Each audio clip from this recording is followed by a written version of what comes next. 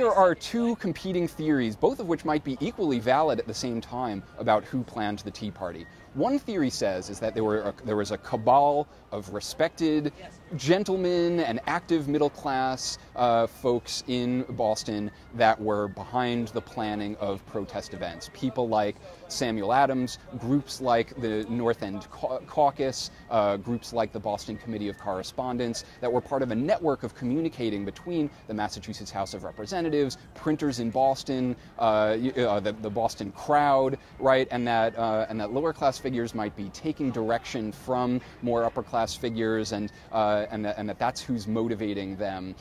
The other theory is that average working Bostonians themselves were upset about the Tea Act and were motivated themselves to do something about the tea. And we've seen evidence, we've seen stories that were told later on that seem to conform to either one of those types of stories. Either that it was directed by wealthier, more respected gentlemen, or that it was spontaneous and coming from the bottom up and being directed by ordinary Bostonians. And either of those theories is really intriguing. Well, Boston merchants were definitely worried about their commerce, and they had been ever since 1764 and the passage of the Sugar Act.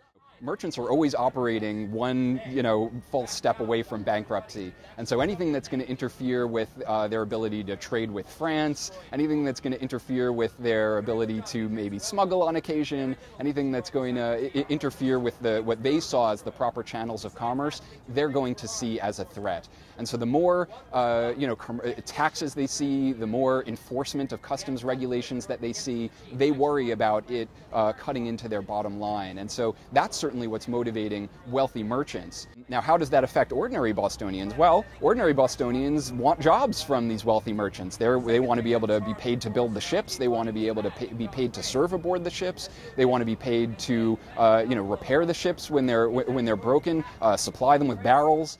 So something that affects the wealthy merchants might actually undermine the entire waterfront community. We don't want to romanticize this too much. Obviously, wealthy people and their employees don't always see eye to eye about everything, but all of them had reasons to be upset and feel threatened by the Tea Act and other actions by the British government.